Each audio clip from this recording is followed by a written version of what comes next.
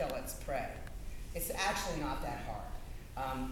But you have to realize our land masses are so different than England that it's easy for a fox to get away, where it's not quite as easy in England because of the enclosure laws. England is just a series of checkerboards with usually strips of hedge or little covers, little pieces of woods, whereas we're just wild. We're still very wild. If any of you have spent any time in Europe, it's beautiful, but I can't wait to get home. It's just too manicured. I remember one time in Koblenz, I'd gone down the Rhine, and then we switched over and got over to Koblenz, where, of course, Varus's lost legions marched off to their doom. And I looked at these terraced grape, whatever you call them, where they grow grapes, viticulture, or viniculture. And I thought, that's been there over 2,000 years. Yes, I was impressed, but I thought, oh, people have been shaping everything all this time. I need the wildness. I need that even on the East Coast, we're pretty wild. I mean, you get 17 miles out of Philadelphia and you're in wide open hunt country. You get a half hour out of Washington and you're at the foot of the Blue Ridge Mountains. It's wild. And then, of course, you get further on, you get west of here, and it gets wilder and wilder and fewer people till you get to Wyoming, which only has 1 million people. I think you probably have 1 million people at Starbucks in the morning.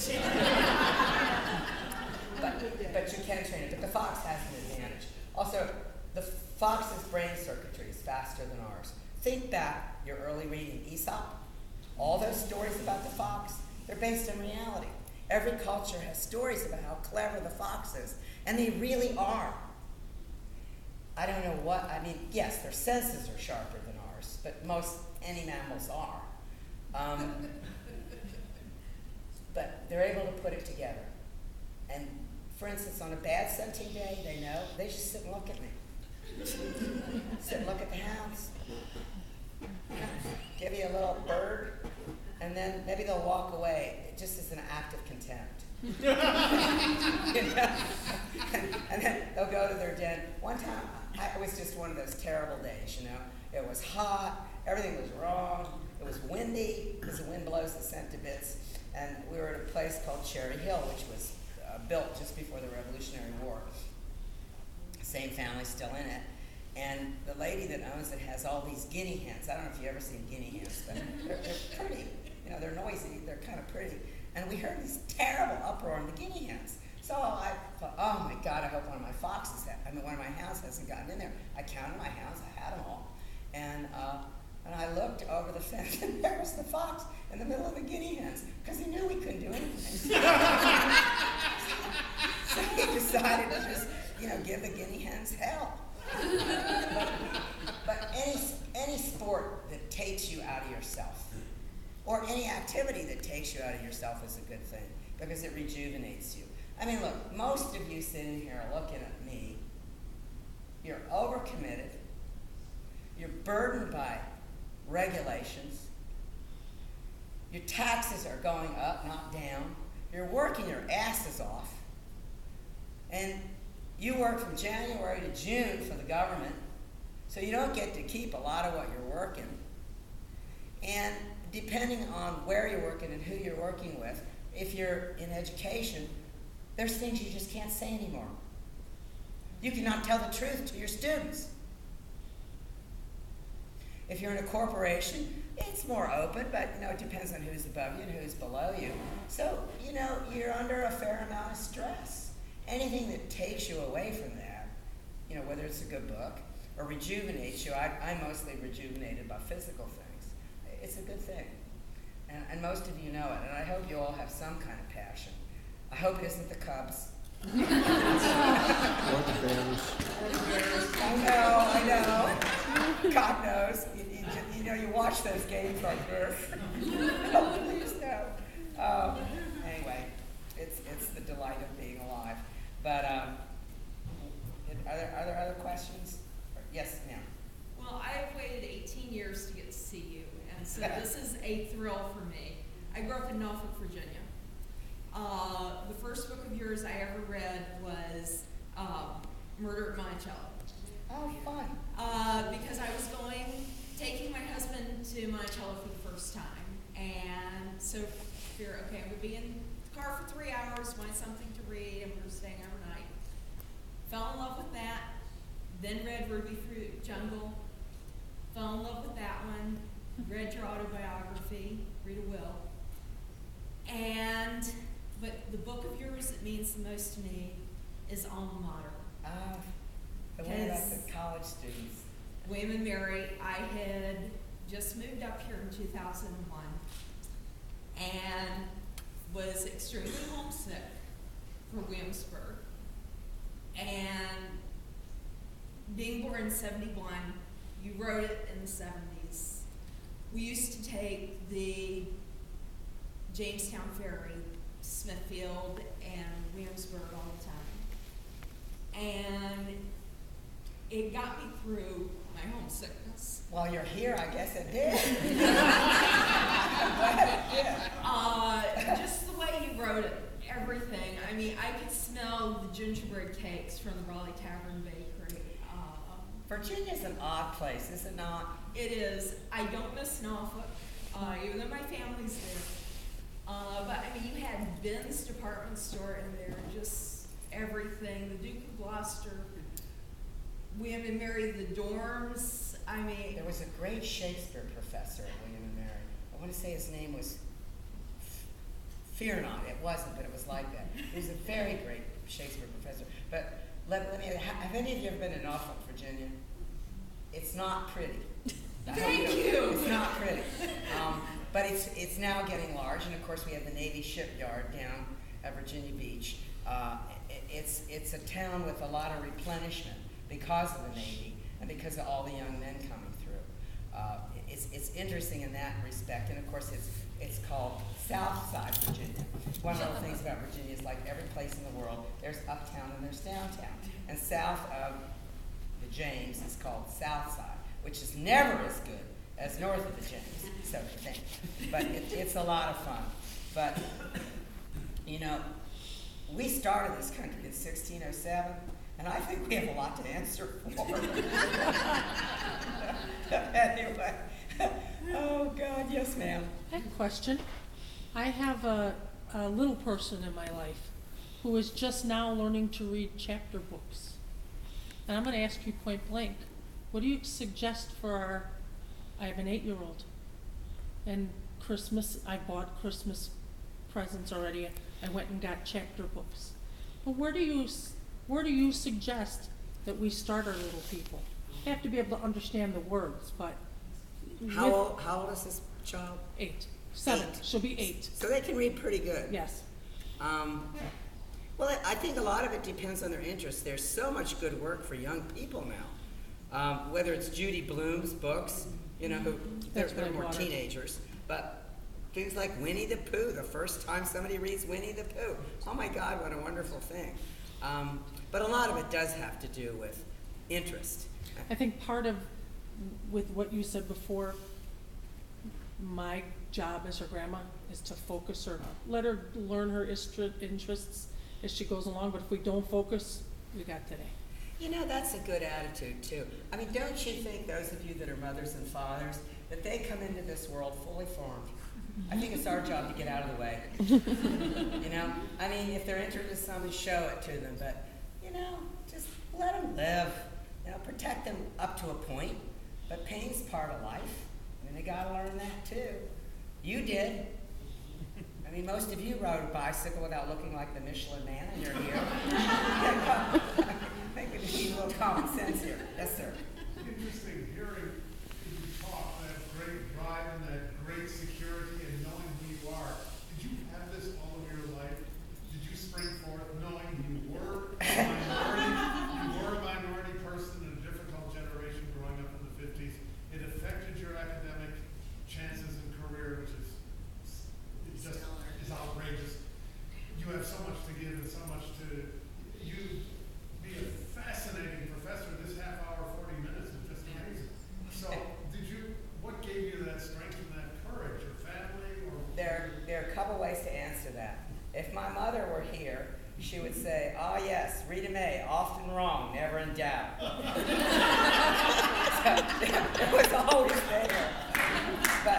but in some ways, somebody would say, you know, what were your greatest gifts? I was in an orphanage. And you would think, oh, you poor darling, this or that. It was a gift. Hardship is a gift. I lived. I got adopted back into the family. Our family's, I mean, it's the true Southern family. We're mixed up like a dog's breakfast. And you know, yours probably is too. We're just upfront about it. You know, there's your Uncle Will who's in the cups. I mean, and all the phrases for the drunks. And, you know, all of it. I'll just give you an example. But yes, I was always this way. I'm too dumb to be any different, really. But I just figured I came into this world. It's a great world. If somebody doesn't like me, well, you know, it hurts. But then again, they're missing a good thing, too. I mean, in this whole lesbian thing just fascinating. I do not believe in homosexuality. I don't believe in heterosexuality. That's what I got from the classics. Read Suetonius. Suetonius was shocked that the Empress Claudius would only sleep with women. He thought he was sick. He thought he was perverse. There were no words for this. There's just energy. And I look out at people, and I just see the beautiful people. Why do I have to pick? I mean, I've doubled my chances for a date on Friday night. It's just silliness. But some of these things, this is the way it works in the South, the way things are gilded. Let us say, now I know you all do not come from perfect families. Nobody does. But let's say you have an aunt who is not blessed by nature. So she is a maiden aunt, because we all know men fall in love with their eyes, women fall in love with their ears. So here's Aunt Minnie. Do you say Aunt Minnie's ugly as a mud fence? No. Do you say Aunt Minnie is not blessed by nature? No. Do you say Aunt Minnie is a spinster? No. You say Aunt Minnie is an unclaimed treasure. And that, I know that's why we look so dishonest to you, you know, and this and that. But once you learn the language of the South, everything's perfectly clear. For instance, this is how a Southerner says, fuck you. No well-bred Southerner is ever going to utter those words. It is a tremendous admission of a complete lack of imagination. If you're going to insult somebody, by God, insult them. You know, have some imagination about it. So, if you don't have the time to be imaginative, you say, is that a fact? Now, the Yankee hears that and doesn't think anything. All the Southerners are like, oh. Take a step back, you know, here it comes. But at any rate, I will give you an example of how to really use the English language and insult somebody. Look, the vocabulary of abuse is just as important as other kinds of vocabularies. When my mother was a horsewoman, I spent a lot of my life at the back of tracks, as well as at fox hunts. And this was a wonderful steeplechase, the Maryland Hunt Cup. And there was a fellow down there from the north with a horse running in the Hunt Cup, so it had to be a pretty darn good horse. But he was braggadocious and puffing up for all the ladies about how much he knew and how terrific he was. And here's my mother, who's 5'2", the woman who adopted me, who's actually my cousin once removed, and I'm sure she thought once wasn't far enough. And she was always beautifully dressed. Remember the generation? They never went out of the house without their hat, their gloves, their purse, their shoes to match. And men always went with a tie and a seersucker coat, and sometimes a boater or a straw hat. People really dressed them. But anyway, so he's blah, blah, blah, blah, blah about his horse and this and that. And, oh, bloodlines and this and that. First of all, my mother knew bloodlines like a deck of cards. So well, they're all listening, and her girlfriends are listening. And when he was finished, Mother looks at him and says, I shall have to find another occasion upon which to manifest my esteem. Good, huh? Anyway, I think I have belabored you enough. If there are any more questions, now or never. Yes, ma'am. What does it mean when a Southerner says, well, bless your heart? Well, that has many, many meanings. Sometimes it really does mean bless your heart. You know, you've tried. Bless your heart. It's usually attached to failure of some sort. Sometimes it means you are a flaming asshole. You say everything terrible about the person, and then you say, bless his heart. That means you're allowed to get away with it. I mean, it line followed Cromwell. We followed Charles I. And our war between the states really was chapter 2 of the English Civil War. These are two worldviews that can't possibly be put together. And you can say, why are you saying the war between the states? Because a true civil war is a war involving religion, economy, and culture. We only had one of those. If you read the Confederate Constitution, it is actually an improvement on our Constitution. It gets rid of lobbying. It solves a lot. Because remember, all these men served. All these men had served in the Senate or Congress or in the armed forces. So they said, we can do better. We see the problems that have developed. What they wouldn't face, of course, is slavery. But that's part of the economy. And the other thing that y'all don't realize from the North is there's the Cotton South and there's the Tobacco South. They're very different. And had we won, we would have broken up. I mean, then we would have been picked off by Europe, one by one. So winning actually made us what we are today. But it was not a true civil war. We didn't have any arguments about religion. We didn't have any arguments about culture. We all read the same books. And it's just fascinating. And this is one thing, and then I really will shut up, because this could get me going.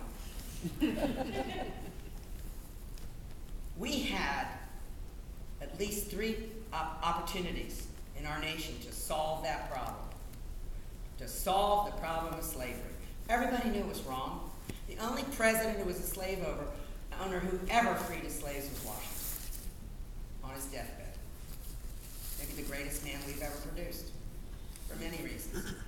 The rest all, did around it. And but you remember, they had slaves in the North. There's a book called For Adam's Sake about a slave in Connecticut. It wasn't as economically effective there. So it frittered out. Believe me, if it were economically effective, it'd still be going on. So we couldn't handle it at the Constitutional Convention. And when you realize the Connecticut Compromise took so much out of us, the fighting that gave us the House of Representatives, and they said, I understand. There's just not one more big fight we could handle like that. But we had other opportunities. Monroe, the era of good feeling. My God, you had to be an idiot not to make money. We certainly could have done it then. The Missouri Compromise, more difficult, but we could have done it then. But we just kept putting it off, putting it off, putting it off, which is the American way. Wait until it's a crisis squared and then wake up. And then maybe we're magnificent. But I think we're doing the same thing again. I think we're putting it off and putting it off, and I don't know how it's going to play out. I don't know what it is about us, but we just don't want to face hardship and work it out. We wait until we have no choice. Yes, sir.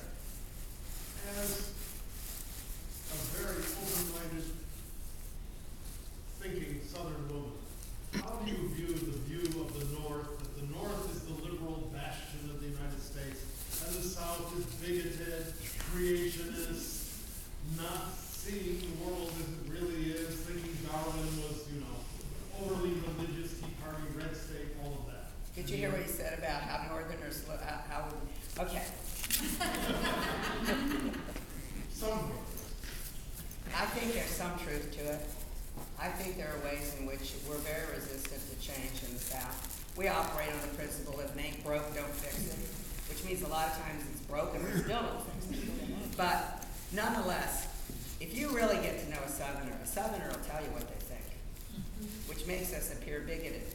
I don't know about you. I want to hear it. I don't want people to be politically correct. I don't want them to start self-censoring and saying what they think I want to hear, or somebody else. I want it all out on the table. Let's put it out there. Let's fight it out. Let's talk about it. We'll work it out. You just have to do it in good faith. You have to believe in other people. And this is what my mama always said to me. She said, honey, in the North, they love the group and they hate the individual. In the South, we hate the group, but we love the individual. And I think that's pretty much the truth. Another thing she told me that really knocked me out when I was a kid, she said, honey, a Yankee tells you how smart he is. A Southerner tells you how smart you are. But it's two different cultures. The North is Cromwell. And Cromwell believed you could remake society.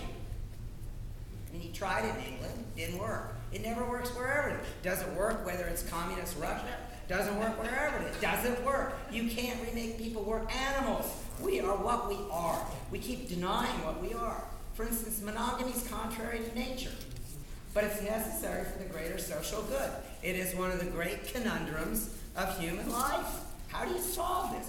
You, every one of you sitting here looking at me, in a month's time, meets more people than your grandparents did in a year. And some of these people are pretty darn attractive. You know, there's a lot more temptation. But nonetheless, to me, that's the big difference. The idea that people are not to be trusted, that you have to have a blueprint for them, that you have to get them to do it, and if they don't do it, you punish them. Oh yes, you punish them, one way or the other. And then there's the southern view, which is, you know, people are about as good as they have to be. So we'll tolerate a lot more. Like when Bill Clinton carried on with Monica Lewinsky, the South was not too terribly upset. We weren't proud, but we weren't upset. I was thrilled myself. Well, it was the only time I was morally superior to someone. Anyway, thank you. You all have been wonderful, and I will do it